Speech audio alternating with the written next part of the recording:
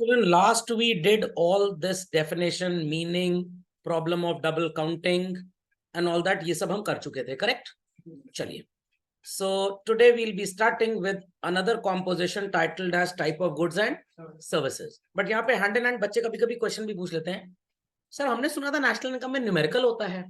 भाई न्यूमेरिकल करने से पहले थोड़ा सा कंटेंट आपको पढ़ना पड़ेगा कि न्यूमेरिकल करते टाइम किस चीज को टेकअप करना है और किसको इग्नोर करना है. तो ये सब डेटा उसके लिए आपको पढ़ाया जा रहा है. Logic understood? क्या किंडरगार्टन में पहले दिन मैथ्स में इंटीग्रल कैलकुलस करा दिया टीचर ने? नो. पहले तो हफ्ता भर खेले कूदे, रोए धोए कि भाई मम्मी के साथ जाएंगे, पापा के साथ रहेंगे एंड ऑल दैट. उसके बाद क्लास में बैठना सीखे, फिर टाइम पे टिफिन खाना सीखे, फिर उसके बाद पानी और वॉशरूम निपटाना सीखे. उसके बाद प्ले ग्रुप से ऊपर जब आए तो ब्लॉक्स वगैरह से खेलना सीखे. 1-2 साल तो टाइम पास किया, खेलना सीखा. उससे आपका इंटेलेक्ट डेवलप हुआ, इंटेलिजेंस डेवलप हुआ, कलर को पहचानना आपने सीखा. तब जाके कहीं केजी प्रेप वगैरह में कैलकुलेशन मैथ्स की स्टार्ट हुई थी. तो आप इस समय किंडरगार्टन और प्ले ग्रुप में है नेशनल इनकम के. समझ में आ गया? चलिए. तो everybody is suggested to please put the heading types of goods and services. तो इसमें बच्चों सबसे पहले दो तरह के गुड्स हैं. सिर्फ हेडिंग लिखिएगा, कॉम्पोजिशन मत लिखिएगा, you will get the notes. One is economic goods and other is non economic. अब कुछ बच्चे बोलेंगे सर तो 11th में बेसिक टर्म्स आपने पढ़ाया था, इसीलिए पढ़ाया था ताकि 12th में प्रॉब्लम ना हो. तो इकोनॉमिक गुड्स वो होते हैं which carry a price. I repeat children, which carry a price. और नॉन इकोनॉमिक कौन से होते हैं? अरे भाई नॉन इकोनॉमिक वो होते हैं which do not have a price. So which carry a price tag, they are economic goods, and which are available as free resources in this world, they are called as non-economic. Uneconomic नहीं बोलते, uneconomic तो महंगा हो गया basically. बोलते ना ये uneconomical है, काम नहीं करेंगे. तो अब किसी भी कमोडिटी को इकोनॉमिक गुड बनने के लिए क्या करना पड़ेगा सर? बहुत सिंपल सी बात है, बहुत सिंपल सी बात है, एकदम सिंपल है. तो किसी भी कमोडिटी को चिल्ड्रन इकोनॉमिक गुड बनने के लिए सबसे पहले उसको स्कैर्स बनना पड़ेगा. क्या बनना पड़ेगा? स्कैर्स. अगर स्कैसिटी होगी then only it is going to fetch a price. अगर स्कैसिटी नहीं होगी तो प्राइस नहीं होगी. समझ में आ गई बात? तो anything that has a price, good और service, we call it as what? Economic good. तो आपकी मम्मी ने आपको बचपन में पढ़ा दिया, that was non economic children, because it was available as a free resource. Got it clear? But जब आपके स्कूल में टीचर्स आपको पढ़ाते हैं, आपका स्कूल आपको एजुकेशन इम्पार्ट करता है, बाकी को करिकुलर एक्टिविटीज में पार्टिसिपेट करने का मौका देता है, तो that service is known as what children? Economics. समझ में आया कि नहीं आया? मैं एक फार्मर हूं, मैंने सो कॉल्ड अपने खेत पे 100 क्विंटल गेहूं उगाई. 10% मैंने अपने लिए यूज कर लिया, बाकी मार्केट में बेच दिया. जो मार्केट में बेचने जाऊंगा that would be called as children economic. और जो अपने लिए यूज किया that is non economic, because जो अपने लिए यूज किया दैट इज प्रैक्टिकली फ्री. समझ में आई बात की नहीं? पक्का? अब इसमें एक इंपॉर्टेंट चीज फोकस करो, ध्यान दीजिएगा. टेक एन एग्जाम्पल कि हमने 10,000 रुपीज का इनपुट किया अपने फार्म लैंड पे. How much children? 10,000. and total agricultural produce is valued at how much price? 10 lakhs. इसमें से 90% I will be willing to sell and 10% मैं खुद यूज करूंगा. So this 90% is known as what? Economic goods. That is 9 lakh rupees. और बाकी का 1 लाख क्या हो जाएगा? Non economic goods. इतनी बात समझ में आती है? बट ये 10,000 का जो इनपुट हम लाए थे, इसी का 90% आउटपुट मार्केट में बेचेंगे और 10% हम यूज करेंगे. तो सर इसका भी 10% नॉन इकोनॉमिक होना चाहिए? बिल्कुल नहीं. जिससे खरीदा था उसने तो हमसे 10,000 ले लिए, उसने तो वैल्यू ऐड की है ना इस पे 10,000, तो ये कभी भी नॉन इकोनॉमिक नहीं होगा. ये क्या होगा? ये पूरा का पूरा इकोनॉमिक होगा. Understood this? पक्का? आगे आप 90% को इकोनॉमिक बोलेंगे बट 10% को नॉन इकोनॉमिक बोल देंगे. Is that understood? Is that understood? तो मैंने लेक्चर लिया, मैंने रिकॉर्ड किया, मैंने यूट्यूब पे अपलोड कर दिया. Many students in Brazil, Pakistan and all that, international viewership भी हो गई है. They are watching it. It is called as what children? Non economic. Up to the extent I deliver my service to them. But internet का पैसा दोनों दिए अपने internet service provider को, वो क्या होगा? इकोनॉमिक गुड हो जाएगा. समझ में आया कि नहीं आया? पक्का? Please copy this example. चलो. So people understood? किसी भी चीज को इकोनॉमिक गुड बोलने के लिए उसकी प्राइस होना बहुत जरूरी, और प्राइस तभी होगी when it has scarcity. And anything children which do not have a value और प्राइस, वो कब होगा? When it is available in abundance. आपका एक क्लासमेट है, हर दिन आपके घर चलाता है, हर दिन। कुछ दिन तक तो आपको ठीक लगा, आपने उससे झाड़ू पोछा बर्तन करवा लिया घर का, वो आ रहा था, आपने कहा जरा ब्रेड लेते हैं ना, मम्मी ने मंगवाया, सैंडविच बनेगा। वो घर आया, 2 घंटे बैठा रहा सोच के कि मम्मी आपकी सैंडविच उसको खिलाएंगी। उसने कहा सैंडविच? हाँ, कल सुबह स्कूल लेके हमको जाना है इसलिए ब्रेड मंगवाई थी, अभी सैंडविच नहीं बनेगा। दूसरा दोस्त आया, उसको आपने कहा पोटेटो लेते आना, टोमेटो लेते आना, अनियन लेते आना, सैंडविच कल सुबह बनेगा। तो कुछ दिन बाद ये आपके फ्रेंड्स, क्लासमेट्स क्या बन जाएंगे? Non economic, because they are available in abundance and they do not have value or price। समझ में आ गया? तो मैंने तो अपने जीवन से यही सीखा है, बिना बुलाए कहीं चले जाएंगे ना बच्चों, तो your availability is what? In abundance, और आपकी कोई वैल्यू नहीं करेगा। समझ में आ गया? नानी माँ के यहाँ साल में 2 बार जाइए, you will be called as economic good. हर हफ्ते पहुंच जाएंगे तो आप क्या बन जाएंगे? नानी माँ बोलेंगी नॉन इकोनॉमिक गुड हो क्या, फालतू हो क्या, काम नहीं है तुम्हारे पास पढ़ाई लिखाई का, जो पढ़ो लिखो जाके। समझ में आया कि नहीं आया? तो खाली इंसान जो होता है ना, उसके पास बहुत कुछ समय बहुत होता है, अबंडेंस ऑफ टाइम है, इसलिए उसकी कोई वैल्यू नहीं होती है। खोपड़े में बात गई कि नहीं गई? अभी भी नहीं समझ में आया? समझ में आ गया? तो आपको क्या बनना है जीवन में? इकोनॉमिक गुड बनिए, किसी के लिए नॉन इकोनॉमिक कभी मत बनिएगा। ओके, इकोनॉमिक बनेंगे तभी प्राइस होगी, तभी वैल्यू होगी। नॉन इकोनॉमिक बन गए तो अबंडेंट रिसोर्स मान के there would be no price और वैल्यू। क्लियर? तो जो भी फ्रेंड बोले आज तुम्हारे घर आएंगे, आज तुम्हारे घर आ जाना, तो आप उसे कहिएगा मैं इकोनॉमिक गुड हूँ, क्यों आ जाना तुम्हारे घर, पार्टी रखो तुम्हारे। समझ में आ गया? नहीं, वो तुमसे कुछ टॉपिक समझना है तो ठीक है, ओवर जूम मीटिंग समझ लेना और हमारे स्विस बैंक में इतना डॉलर ट्रांसफर कर दो, तो you are economic good and that friend is. तो नॉन इकोनॉमिक दोस्तों से दूर रहें और किनके साथ रहें? इकोनॉमिक दोस्तों के साथ। चलिए, लेट्स कंटिन्यू फर्दर। अगला एग्जाम्पल है children, material goods and non material. Remember children, immaterial नहीं बोल रहा हूं, what? Non material. Non material goods are nothing children, are nothing but they are actually services. What? Services. तो जब हम national income की अकाउंटिंग पढ़ेंगे, if I am selling this digitizer to you, digital pen to you, ये national income में record होगा। If I am teaching and earning some revenue, ये भी नेशनल इनकम में रिकॉर्ड होगा। It is called as what children? Services. खोपड़े में बात गई? तो नॉन मटीरियल गुड्स बोले या सर्विसेज बोले, बात एक ही है। तो अगर आपने 500 रुपीज मीटर के हिसाब से 2 मीटर्स क्लॉथ खरीदा अपनी शर्ट बनवाने के लिए, तो 1000 रुपी क्या हो गया बच्चों? Material goods. 500 rupee you paid to the tailor, that service is called as non material. तो आपके शर्ट की कॉस्ट कितनी हो गई? 1500। ये पूरा 1500 एनआई में इंक्लूड होगा। So people understood? People understood? तो non material things include what children? Services as such. तो services by a doctor, lawyer, interior designer, engineer and then and of thinking capacity etcetera. तो sir अगर मान लीजिए doctor किसी charitable hospital में जाके patients को एग्जामिन कर रहा है, दवाई प्रिस्क्राइब कर रहा है, ये एनआई में इंक्लूड नहीं होगा। क्यों सर? अभी तो आप कह रहे हैं सर्विसेज इंक्लूड होगा। कल भी तो कुछ बताया था, लास्ट क्लास में कुछ बताया था। क्या बताया था? मॉनेटरी कॉन्सेप्ट होना चाहिए। फ्री में डॉक्टर इलाज कर रहा है तो मॉनेटरी कॉन्सेप्ट कहां से हो गया? तो वो एनआई में इंक्लूड नहीं होगा। बट सर उस डॉक्टर को ना वो एनजीओ 10,000 रुपीज महीना ऑनरेरियम देती है। व्हाट? ऑनरेरियम। जैसे रामकृष्ण मिशन का आपने नाम सुना होगा, तो स्वामी विवेकानंद जी ने ये मिशन खोला था, एनजीओ, बहुत बड़ा एनजीओ है ये। तो यहाँ पे इनके हॉस्पिटल हैं, स्कूल्स एंड ऑल दैट। तो यहाँ पे डॉक्टर्स फ्री में देखते हैं, बट डॉक्टर्स को थोड़ा बहुत रेम्युनरेशन देते हैं ताकि उनका इंटरेस्ट बना रहे। तो ये 10,000 सर्विसेज में है, ये एनआई में जुड़ेगा। बट बाकी वो लोग अपने पेशेंट से 1 रुपए की पर्ची कटवाने को बोलते हैं बस, उसके बाद उनसे पैसे नहीं लेते। तो एनआई में 1 रुपए वो जुड़ेगा, और जो डॉक्टर्स को 10,000 का एक nominal amount in their honour पे कर रहे हैं, honorarium, that would be included. समझ में आ गई बात? पक्का? तो material goods, those which have physical characteristics, tangible assets जैसे आप बोलते थे, टच एंड साइट होना चाहिए। और इनटैंजिबल या नॉन मटीरियल क्या होना चाहिए? सर्विसेज होनी चाहिए। झटपट लिख दीजिए, very quickly children, very quickly. Next, intermediate and final goods. कुछ लोग हाथ जोड़ लेंगे, सर इस पे बड़ा ज्ञान आप दे चुके हैं, कृपया करके सर इसको ना पढ़ाएं, क्योंकि हमें आता है, बट मैं तो भाई जिद्दी हूं ना, आपको पता है। तो इंटरमीडिएट एंड फाइनल गुड्स क्या होते हैं? सर क्लास 12th में जो हम टिफिन में रोज लेके जाते हैं स्कूल, वो इंटरमीडिएट हो गया। और फाइनली जितना फ्रेंड्स ने ले लिया, क्योंकि मम्मी ने MDH छोले मसाले यूज किया था, तो सब वही नालायक खा गए, हमको कुछ खास मिला ही नहीं।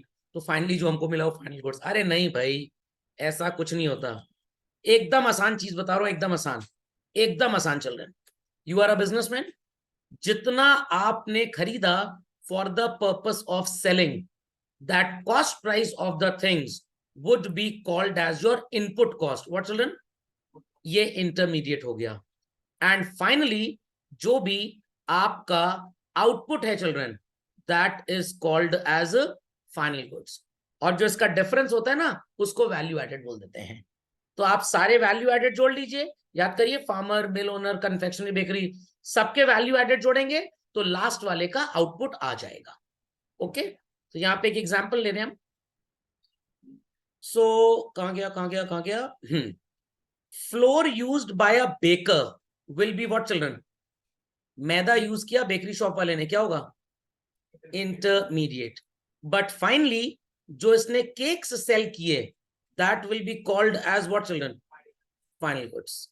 मेरा ब्रिक क्लिन है। ब्रिक क्लिन जानते हैं क्या होता है?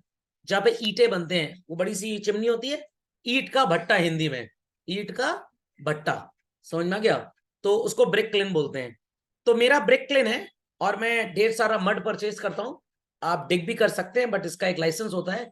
ये नहीं कि डिग करते करते अर्थ के क्रस्ट में पहुंच गए और वहां से मड निकालने में 100 करोड़ रुपए लग गए, एक ईटा 500 करोड़ का बना। ऐसा नहीं होता।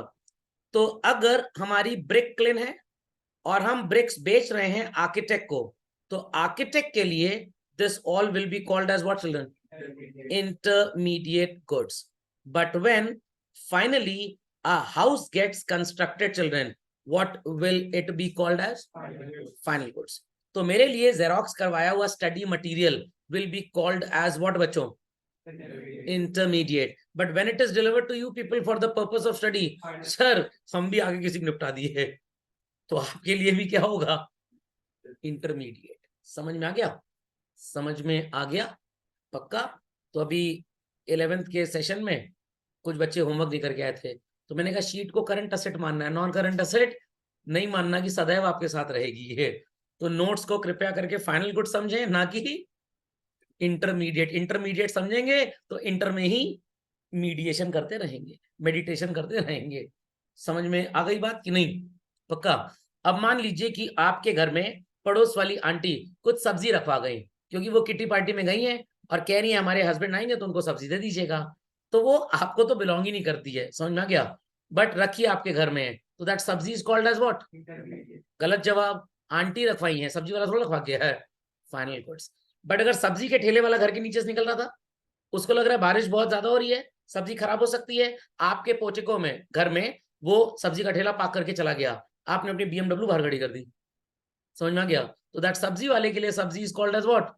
इंटरमीडिएट। सेम सब्जी जब हम और आप खरीद के लाते हैं घर में बनाने के लिए, it is what? Final goods. Restaurant वाला सब्जी खरीदेगा तो इंटरमीडिएट, और उसके लिए बटर पनीर मसाला, आलू की सब्जी वगैरह वगैरह इज फाइनल गुड्स। और हमारे लिए कच्ची सब्जी भी फाइनल है, और बन गई तो सर वो कंपार्टमेंट है। सर फाइनल के बाद कंपार्टमेंट होता है ना, वो भी फाइनल ही होगा, कंपार्टमेंट नहीं होगा।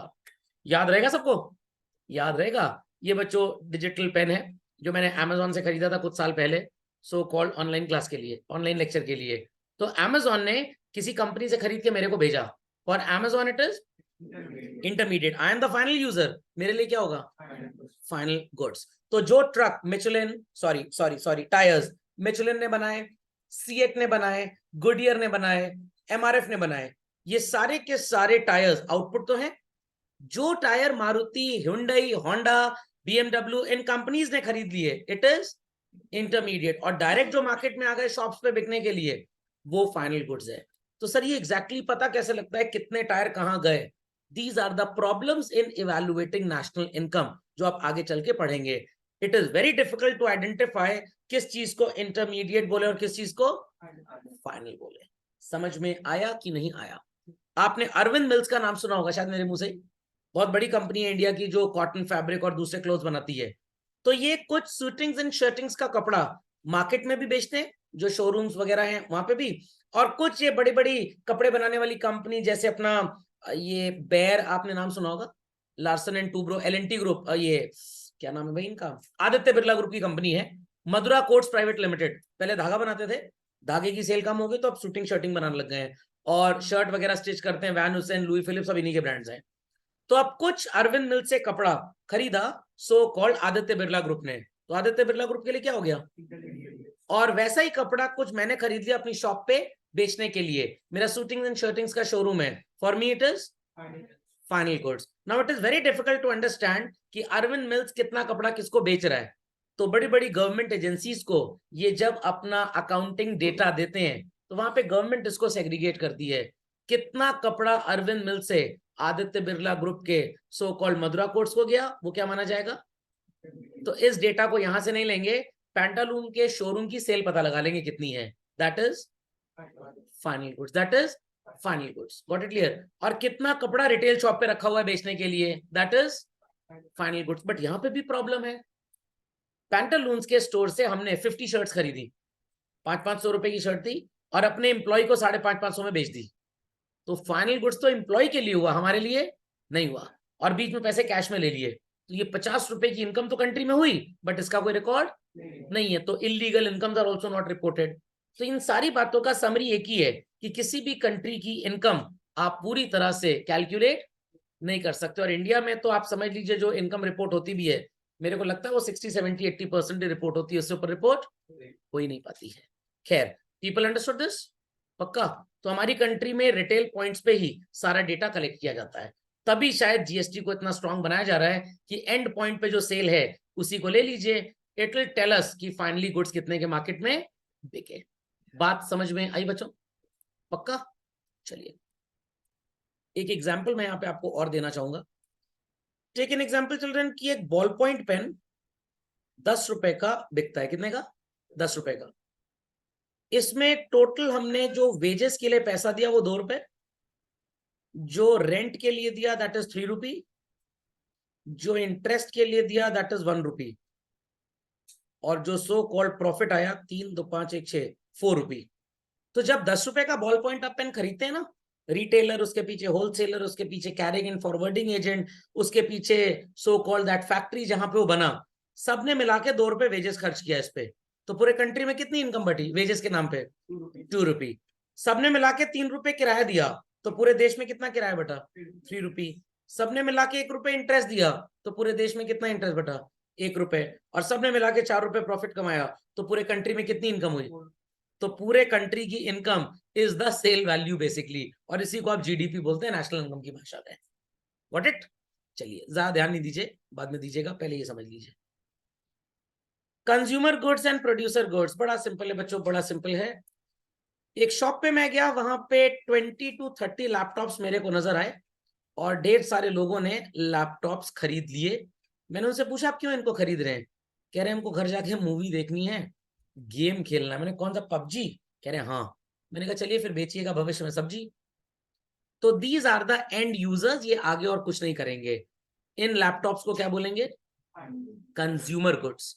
नहीं, फाइनल तो आप बोल रहे हैं, एकदम ठीक बोल रहे हैं, बट ये यूज करेंगे, ये यूज करेंगे। बट हमने भी एक लैपटॉप खरीद लिया फॉर रिकॉर्डिंग सेशंस, हमने भी एक लैपटॉप खरीद लिया for downloading admit card of the students, getting online forms filled up, ऐसी एजेंसीज भी मार्केट में आजकल होती हैं। तो ये अपने लिए यूज नहीं कर रहे हैं, बिजनेस के लिए यूज कर रहे हैं। फाइनल गुड है बट ये कमा के देगा पैसा, तो इसे क्या बोलेंगे आप, प्रोड्यूसर गुड्स या कैपिटल गुड्स। तो इसका एग्जांपल एकदम धमाकेदार आसान एग्जांपल देता हूं। आपकी मम्मी ने पापा से बोला वो जो मिक्सर ग्राइंडर है बहुत आवाज करता है, साइलेंट वाला सुजाता कंपनी का मिक्सर ग्राइंडर ले आइएगा। पापा मार्केट गए, 5-6 हजार का मिक्सर ग्राइंडर ले आए। क्या आप जूस का ठेला लगाएंगे कल से, नो। तो this mixer grinder purchase at your home is called as what children, consumer goods. But अगर आप मिक्सर ग्राइंडर यूज करें अपने कैफेटेरिया में कोल्ड कॉफी बनाने के लिए, देन इट इज प्रोड्यूसर और कैपिटल गुड्स। डिफरेंस समझ में आ गया, डिफरेंस समझ में आ गया। तो आपकी मम्मी ने स्विंग मशीन खरीदी, थोड़ा बहुत स्टिचिंग का काम है, कहां टेलर को पकड़ेंगे जाके, it is known as what, consumer goods. मैंने स्टिचिंग मशीन खरीदी और कल से Sankat Mochan tailor private limited एक बुटीक खोल लिया, for me it is what children, producer और कैपिटल गुड्स। खोपड़े में बात गई, पक्का। तो आपके घर की वॉशिंग मशीन क्या होगी बच्चों? Consumer good. मैं प्रोफेशनल धोबी हूँ, वॉशिंग मशीन लगा ली 15-20 घर पे और ढेर सारे मोहल्ले कपड़े लिया, घर में धुलने लग गए। समझ में आ गया? और कल कोई कंपनी खोल लीजिए, टंबल ड्राई है, वैसे डंबल ड्राई, जो पैसे दे वो डंबल मार के ड्राई कर देंगे एकदम। सो मेरे लिए वॉशिंग मशीन क्या होगी? प्रोड्यूसर। समझ गए? आपके पापा ने बढ़िया सोनी का 72 इंच एलईडी टीवी खरीदा मैरिज एनिवर्सरी पे, कि पूरे घर में लोग एक साथ बैठ के बड़े से ड्राइंग रूम में मूवी देखेंगे, कौन बनेगा करोड़पति टाइप। क्या होगा ये? मम्मी पापा 2 महीने के लिए यूएस चले गए, मौसी के बेटे की, चाचा के लड़के की, भतीजे की छोटी बहन की शादी थी, आपने मूवी थिएटर खोल डाला घर में, Amazon प्राइम वीडियो की मूवी फ्री में डाउनलोड करके 10-10 रुपए में दिखा रहे हैं सबको। You have made this what? समझ में आया? और आपके पापा के अकाउंट में सीधे पैसे आ जा रहे हैं, 100 रुपए 10 रुपए, पापा बड़े खुश हो रहे हैं। कैशबैक कहां से आ रहा है? बाद में जब घर आए तो वहां कैशबैक मिला और यहाँ पे आपको गेट बैक कर दिया गया। तो टीवी घर के लिए खरीदा तो कंज्यूमर धंधा पानी करके पैसा कमाने लग गए। व्हाट? प्रोड्यूसर। पापा ने बढ़िया BMW गाड़ी खरीदी दादाजी के लिए उनके 90th बर्थडे पे। दादाजी, पापा, मम्मी सब गए रिलेटिव की शादी में महीने भर के लिए विदेश यात्रा करने, या मार्स और जुपिटर पे मान लिए रिलेटिव रहते हैं।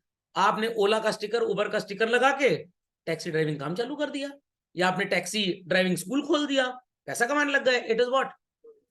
आइडियाज ठीक लग रहे हैं ना? अपनाइएगा मत, अपनाइएगा मत, घर से निकाल दिए जाएंगे ना आइडियाज पे। ये आइडियाज सिर्फ इसलिए दिए जा रहे हैं ताकि आप लविंगली इनको याद रख पाए। समझे कि नहीं समझे? पक्का?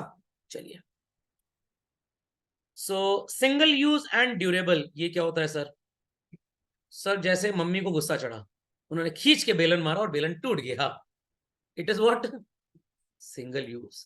और मम्मी ने सर एक लोहे की रॉड खरीदी हुई है, जितनी बार स्कूल से कंप्लेन आती है हम सूते जाते हैं। It is what? Durable goods. तो कृपया करके ड्यूरेबल गुड्स अपने ऊपर इस्तेमाल ना होने दें। खाने पीने का जो सामान होता है पेरिशेबल जिनको बोलते हैं, व्हाट चिल्ड्रन? पेरिशेबल। मिल्क नहीं सर, मिल्क ड्यूरेबल है सर। मम्मी एक गिलास दूध देती है, हफ्ते यूं रखा रहता है वो फ्रिज में, हम नहीं पीते उसको। सो मिल्क हो गया, फूड ग्रेन हो गया, ब्रेड बटर हो गया, these all are single use. Single use can also be called as what? Perishable. Got it? And long term utility जो आपको देंगे, जैसे क्लोथिंग। आपने उनका नाम सुना है बच्चों? जयललिता जी का। अब तो डेथ हो गई उनकी, काफी फेमस चीफ मिनिस्टर थी। इट वॉज सेड कि वो एक साड़ी एक ही बार पहनती थी, तो सर उनके लिए साड़ी क्या हो गई? Single use. समझ में गया? सर हमारी मम्मी 2 बार पहनती हैं, तो आप डबल यूज लिख लीजिएगा। 3 बार कोई आंटी साड़ी नहीं पहनती, पुरानी हो जाती है। एक बार पार्टी में पहन ली, नॉर्मल शादी ब्याह, एक बार किटी पार्टी में पहन ली। अब सब साड़ी देख चुके हैं, अब नहीं पहनेंगे। अब उस साड़ी का वो आपके लिए सूट बनवा लेंगी, और अगर लड़के हैं तो कुर्ता पैजामा बन जाएगा। तो साड़ी की लाइफ कितनी होती है? कुल 2 बार बस। चले आगे। हिंदू मैथोलॉजी में शादियां होती हैं, इस्लाम के हिसाब से शादियां होती है, क्रिश्चियनिटी में शादियां होती हैं, सिखिज्म में होती हैं, और वहां लड़कियों का लहंगा आता है जीवन में सिर्फ एक बार। मेरा एक बार मन किया मोहल्ले सारी आंटी का लहंगा बटोर लूं और किराए पे चलाने लग जाऊं। समझ में आया कि नहीं आया? तो लहंगा क्या होगा चिल्ड्रन? हाँ, भगवान ना करे किसी का ड्यूरेबल हो जाए, डबल यूज हो जाए। बट कुछ वो जो हिंदी मूवी फ्रॉड वाली दुल्हन नहीं होती, शादी की फ्रॉड और दहेज लेके भाग गए, तो वहां पे ड्यूरेबल यूज बन जाता है। ओके। तो फर्नीचर अगर आपके घर में है तो भाई लॉन्ग टर्म यूज के लिए है। हाँ, अगर आपका छोटा भाई उसको वो ट्रेम्पोलिन समझ लिया और कूद रहा है उसके ऊपर, तो वो सिंगल यूज ही हो जाएगा। टेलीविजन सेट, टेलीविजन मत लिखिएगा प्लीज। मेरे इंग्लिश में क्लास 6 में मार्क्स कट गए थे, मैंने टेलीविजन लिखा, टीचर ने 6 में से 4 नंबर दिया। मैंने सर सही तो है, तो ही said donkey television is a mode of communication. Television, समझ में आ गया? It should be television set. Actually television कुछ नहीं होता, it is television, that device is television set. तो these are called as what children? Durable. समझ में आ गया? अच्छा सर, जिस दुकान पे बिक रहा है तो उसके लिए भी बच्चों कोई सिंगल यूज थोड़ा होगा, टीवी खुद थोड़ा यूज कर रहा है। सर दिन भर टीवी चलता रहता है। अरे चलता रहता है डिस्प्ले के लिए कि लोग अट्रैक्ट हो, खरीदें। समझ में आई बात? वो दिन भर बैठ के अनुपमा का सीरियल सिर दर्द वाला सब नहीं देखता। ओके, वो बेचने के लिए होता है डिस्प्ले। तो सर वहां पे क्या बोलेंगे टेलीविजन की दुकान पे? Producer goods. What? Producer goods. और जिसने खरीद लिया, मेरे जैसे आप जैसे कस्टमर ने, for us it is consumer goods. समझ में आई बातें चलन? पक्का? चलिए। Next we have children other terms used in national income. सबसे पहला टर्म क्या नजर आ रहा है children? Investment. People must be remembering class 11th का थोड़ा बहुत सिलेबस, या 12th में मैंने जिक्र किया है। एयरटेल वाले 5G का टावर कहां पे लगाएंगे? इंटीरियर इन सम विलेज और cities like Mumbai, Delhi, so called metro cities. Why? Because there the chances of earning gets more and more. इस तरह के इन्वेस्टमेंट को हम क्या बोलते हैं बच्चों? Induced investment. What? Induced. But government of India has to install hand pump. Government of India has to lay railway tracks. तो जिस स्टेशन पे 10 सवारियां भी होंगी वो वहां पे भी ट्रेन रोकेंगे ताकि कनेक्टिविटी उस एरिया से आ जाए. सो गवर्नमेंट का इन्वेस्टमेंट प्रॉफिट मेकिंग को फोकस नहीं करता children. What we call it as autonomous. What we call it as autonomous. समझ में आ गया? समझ में आ गई बात? तो people understood what is investment. Confirm. तो अगर आपके पापा ने एक फैक्ट्री सेटअप की, एक लैंड परचेज कर लिया, तो this is all known as what children? Capital भी बोलेंगे और इसको क्या बोलेंगे? तो इकोनॉमिक्स में बेसिकली इन्वेस्टमेंट और capital happens to be one and the same thing. और जो सर पैसा कमाया that is known as what? Formation. तो इसको प्लीज लिख लीजिए, बहुत इंपॉर्टेंट है. लास्ट क्लास में मैंने आपको स्टॉक और फ्लो जैसा कुछ बताया था, isn't it?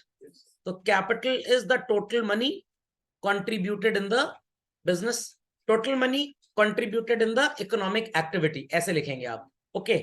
एंड उससे जो आपकी अर्निंग्स होती हैं चिल्ड्रन, दैट इज टू से जो भी आपका प्रॉफिट होगा, you call it as what? Capital formation. तो capital formation is a flow concept. तो बैंक में जो एफडी करवाई वो स्टॉक है और जो इंटरेस्ट मिला वो फ्लो है. समझना गया? तो आपने मान लीजिए एक लैंड परचेज किया 100 करोड़ का, उसके ऊपर आपने 250 करोड़ रुपए खर्च करके एक स्कूल बनवा दिया. 20% गरीब बच्चों को आप पढ़ाएंगे, बाकियों से भयंकर पैसा लूटेंगे, ढेर सारी फीस लेंगे आप. ये क्या होगा? इन्वेस्टमेंट. सर थोड़ा सा तो डिफरेंस होगा. हाँ, थोड़ा सा डिफरेंस सिर्फ इतना ही है कि जनरली इकोनॉमिक्स में फैक्टर्स ऑफ प्रोडक्शन शब्द जब आता है तो उसमें लैंड, लेबर, एंटरप्रेन्योर के साथ क्या आता है? कैपिटल. और इन सब के लिए जो पैसे आप लेके आए कल को, जिनसे आप इनको खरीदेंगे, वो सब क्या हो जाएगा? इन्वेस्टमेंट. एक चीज मैं और भी बोल सकता हूं, capital is a static word. Capital is a static word and when you put in your money it's a verb. Basically investment एक वर्ब बन जाती है and capital is a noun as such. तो ये स्टैटिक वर्ब है और static word है और ये डायनेमिक वर्ड है. Logic understood well? Logic understood well? तो समझ में आ गया? Investment is a process of capital formation. ये थोड़ा इनकम्प्लीट लिखा है. आपने 100 करोड़ बिजनेस में लगाए बच्चों, it is what? As well as. समझ में आ गया? 100 करोड़ लगा के 10 करोड़ कमा लिया, व्हाट इज दिस 10 करोड़? ये तो अकाउंटेंसी और बिजनेस की भाषा हो गई. इकोनॉमिक्स में से क्या बोलेंगे? ये इसका टर्म है. जेनरिक शब्द क्या है? फ्लो. समझ में आ गया? तो ये फ्लो का मतलब पैरासिटामोल, इसका मतलब हो गया क्रोसिन. समझ में आ गई बात? सर यहाँ पे लिखा है investment is the process of capital formation. बिल्कुल. 10 करोड़ आपने कमाए, अब आप बिजनेस में इस 10 करोड़ को फिर से इन्वेस्ट कर देंगे, तो टोटल कैपिटल कितनी बन गई? 110 करोड़.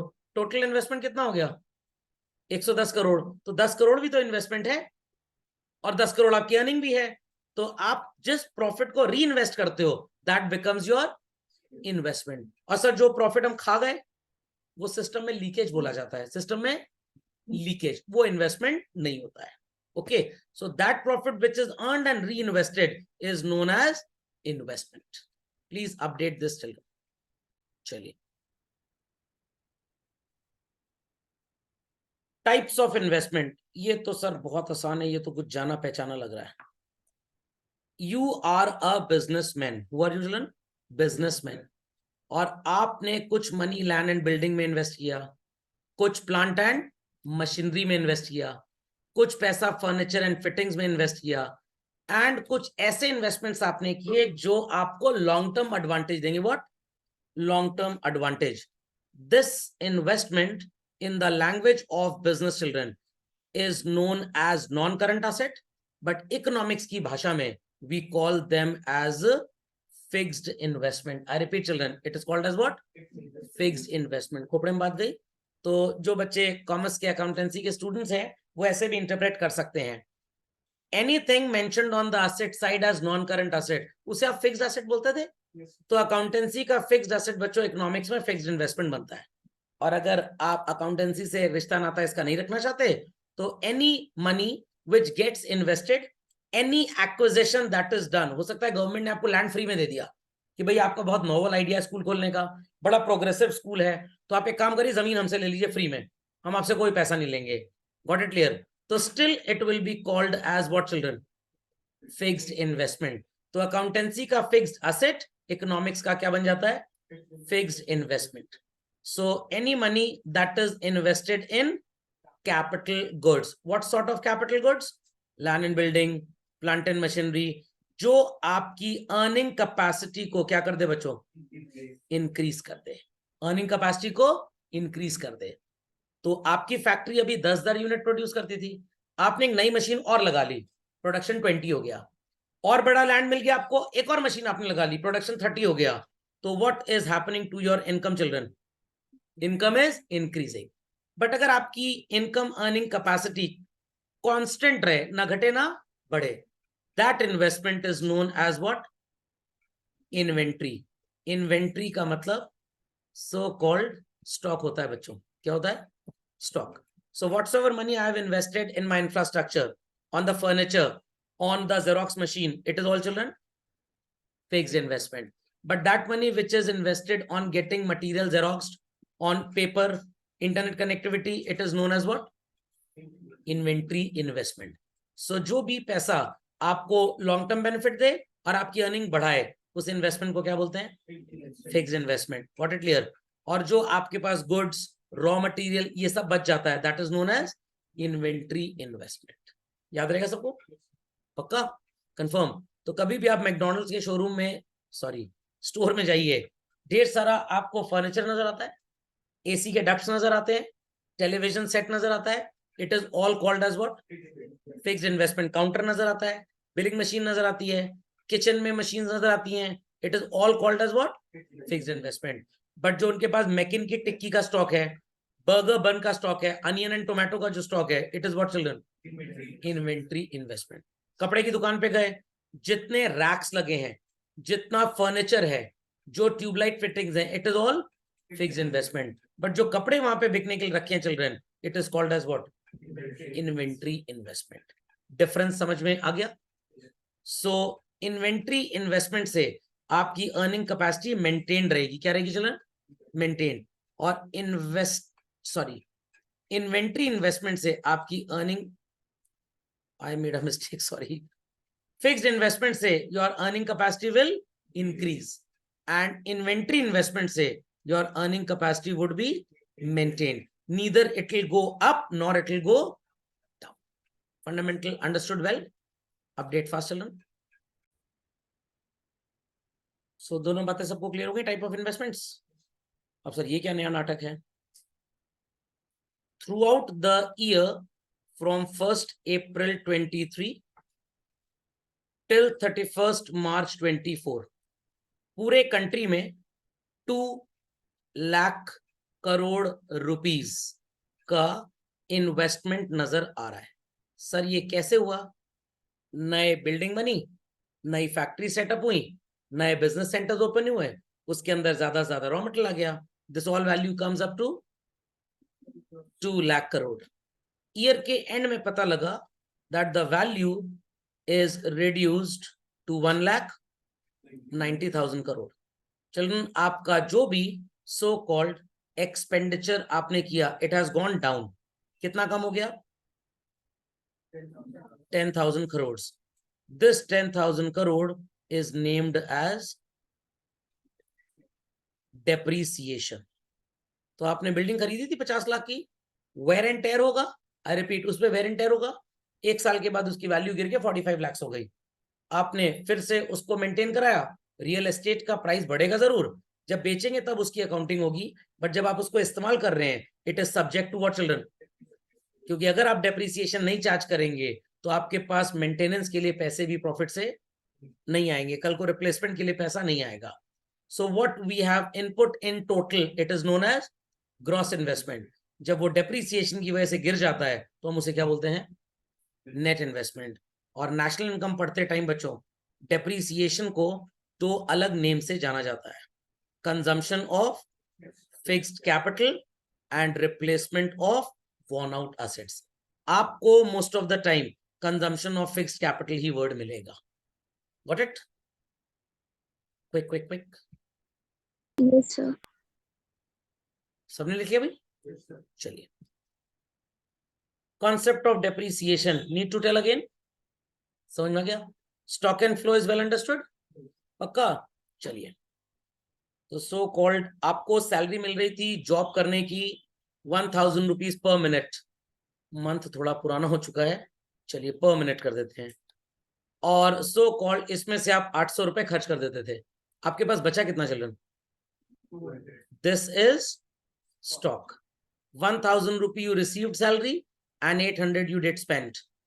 कितना बचा आपके पास? 200. So this 1000 and 800 will be called as what? Flow. And 200 will be called as stock. तो टोटल वेल्थ जो किसी भी पर्सन के पास, किसी भी कंट्री के पास होती है, वो स्टॉक होता है. बट उस वेल्थ से जो आप अर्न करते हैं, दैट इज फ्लो. तो शरीर जो है ना वो स्टॉक है और आत्मा जो है वो फ्लो है. अंडरस्टूड और not? So as a human body, हड्डियों का ढांचा ये स्टॉक है. बट जो इसमें थिंकिंग थॉट्स आते हैं, बिहेवियर्स आते हैं, this is all flow. Labour force total देश में लोग कितने हैं? It's stock. बट कमाने की कैपेसिटी बढ़ भी सकती है अगर ह्यूमन कैपिटल फॉर्मेशन हो जाए, बीटेक कर लें, एमबीए कर लें, और घट भी सकती है. Okay. Capital, the total investment that we have done is a stock. और उससे जो अर्न करेंगे वो क्या होगा बच्चों? Flow, capital formation. Total RBI ने जो पैसे छापे, इट्स स्टॉक. और मार्केट में जितना आया, मनी सप्लाई पड़ा था ना, M1 M2 M3. तो M1 M2 M3 क्या होता है? फ्लो होता है. समझ में आ गया? बैंक में जो पैसे जमा किया आपने, स्टॉक. समझ में आ गया? और उस पर जो इंटरेस्ट मिला, फ्लो. और सर लेंडिंग क्या होगा, बोरोइंग क्या होगा? वो फ्लो में आएगा. लेंडिंग और बोरोइंग फ्लो में आएगा. ठीक. चलिए, तो ये तो आप पढ़ चुके हैं, नोट्स मिल जाएंगे तो लर्न भी कर लीजिएगा. रियल फ्लो, मनी फ्लो की कहानी बच्चों अगले लेक्चर में स्टार्ट करेंगे. बस बताता हूं होता क्या है.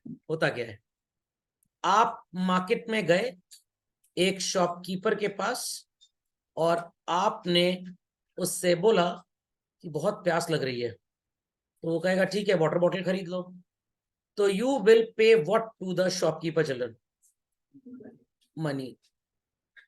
चलिए, 500 रुपए का नोट ग्रीन कलर का होता है ना, और बदले में उसने आपको क्या दे दिया? एक वाटर बॉटल. तो ये जो वाटर बॉटल उसने आपको दी, it is what? Real flow. और बदले में जो आपने पैसा दिया, इट इज व्हाट? तो शॉपकीपर के लिए वाटर बॉटल आपको देना, आपका वाटर बॉटल उससे लेना is real flow. You are giving money to the shopkeeper and shopkeeper receiving money from you is what? Money flow. तो आज अगर टीचर की बात सुन के रियल फ्लो बढ़ाएंगे तो आने वाले टाइम में मनी फ्लो बढ़ जाएगा. और कुछ नहीं होता, एकदम आसान सा कॉन्सेप्ट था. समझ में आ गया? तो कभी आपने मार्केट में कुछ खाया पिया होगा, आइसक्रीम खाई होगी आपने. तो जब आप आइसक्रीम पार्लर वाले से खरीदते हैं और खाते हैं, it is what? Real flow. What, मुंह टेढ़ा हो गया थोड़ा सा.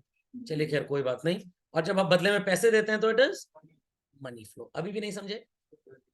रिलीजियस इंस्टीट्यूशन में जाते होंगे, ये भगवान एग्जाम आ रहा है तो जरा नंबर बढ़िया दिलवा देना. 11 रुपए डाल दिया आपने गुल्लक में. भगवान का 11 रुपए में प्रैक्टिकल में नंबर नहीं दिलवाएंगे, तुम थ्योरी बात कर रहे हो. ओके. तो that money which you donated is what? Money flow. And the so called blessings that you think you will get is what? Real flow. पढ़ लिख के जाओ, वही ब्लेसिंग है.